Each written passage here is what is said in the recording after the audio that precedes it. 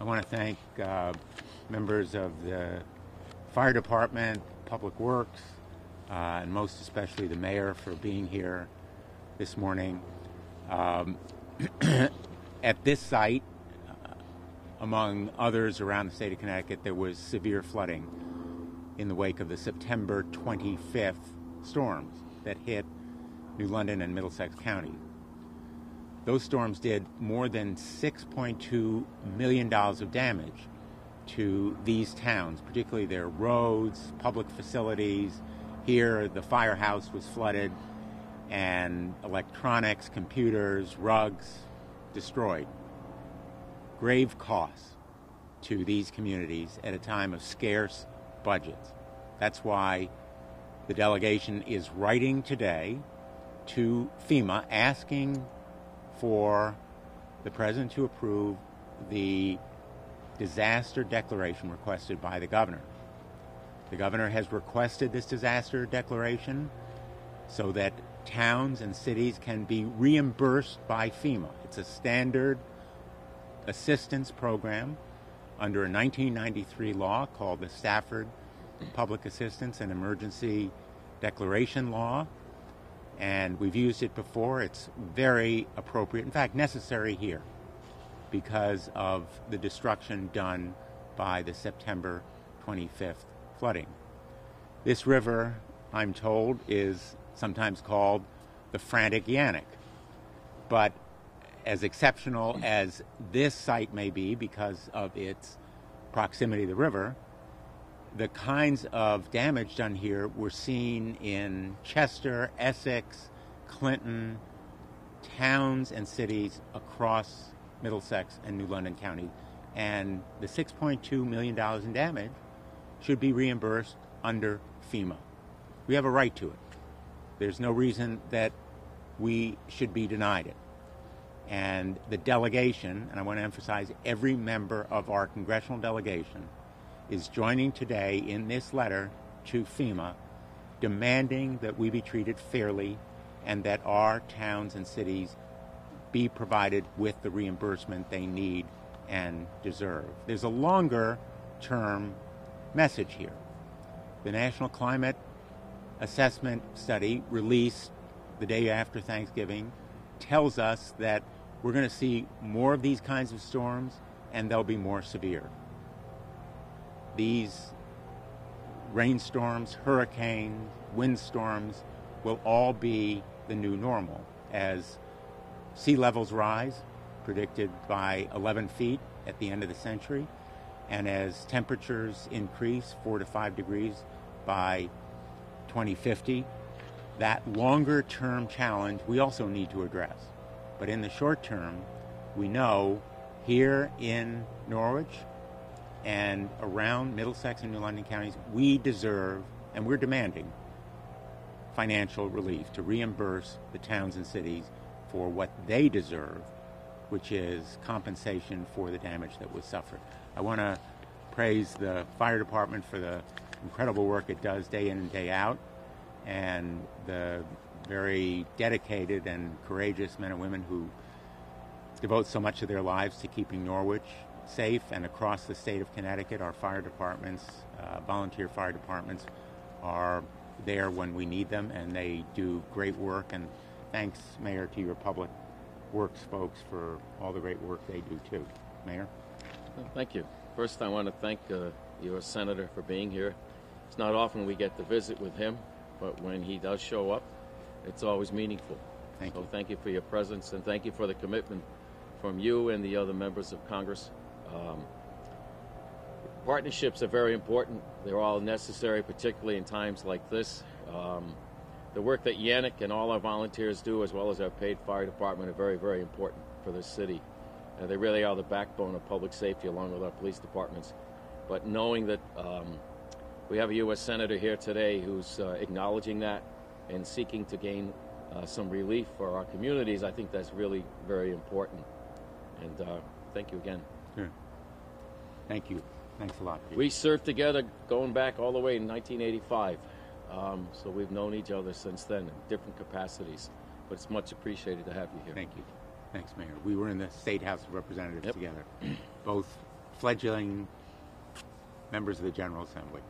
Mm. I was more fledgling than he. Any questions? What kind of resiliency measures would you hope to be put in place for this area to help protect for the future? Well, I think that in longer term, there is a real resiliency challenge whenever we rebuild. We saw it after Superstorm Sandy, after the recent tornadoes and windstorms. We are taking steps toward resiliency in the building codes, for example, that have been adopted by the shoreline communities. Obviously, Norwich is not one of them in terms of Long Island Sound, but requiring elevated housing, wind-resistant windows, all of the new construction standards that have been adopted are examples of resiliency. And hardening our defenses in terms of public facilities. The city of Bridgeport, just to take one example, is reorienting some of its utilities where they're located to avoid power outages, both making them more resilient in terms of construction, but also relocating some of them. And that is a long-term challenge that we need to address. And a lot of our shoreline communities are stepping up, but more needs to be done. If I may, FEMA is currently looking at flooding issues in downtown. We asked them to do that some time ago, and that analysis is in process right now. If you recall our history here in '38, although the Senator mentioned our proximity off the coast, it doesn't mean what happens on the coast, and the tidal influence doesn't impact this community. As we at that time saw the entire downtown 6 feet underwater in Franklin Square, those issues still remain, and that's what the analysis is supposed to determine, how we address those same issues. Good point. Last time we saw you in Clinton, you were with folks from FEMA. They were going to be doing their analysis and their study.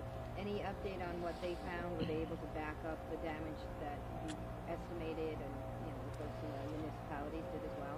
We've been told informally by FEMA that they were very impressed by the extent of the damage they saw throughout these communities in Middlesex and New London counties.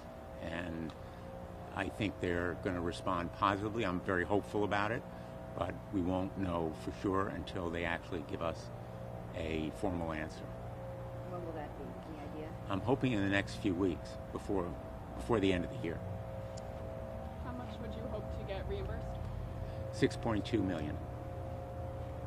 Right around the corner, there's a flooring company, as you guys all know, that floods every year. The flood insurance is too expensive. I know this is for municipalities, but can you just kind of speak to what someone like that might be able to do to recover?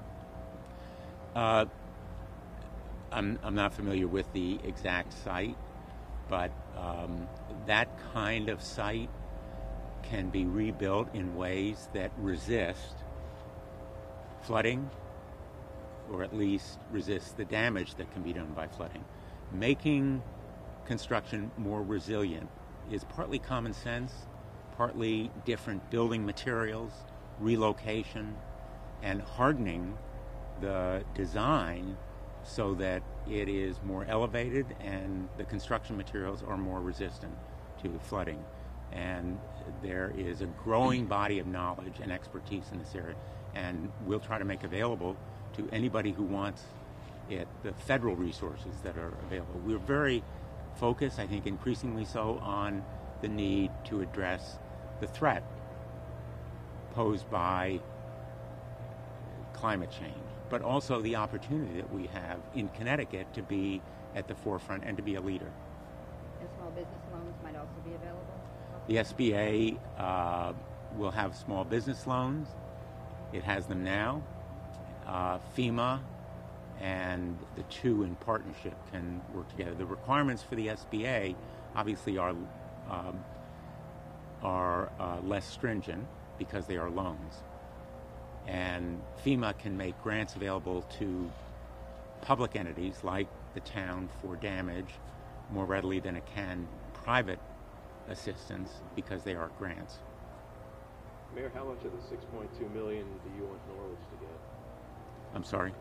How much of the 6.2 million would Norwich like to get, Mayor, or need to get? I would hope that it would make us whole, whatever that calculation is, but it's determined.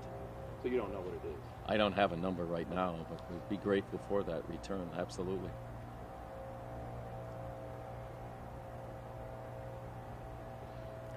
Thanks, everyone.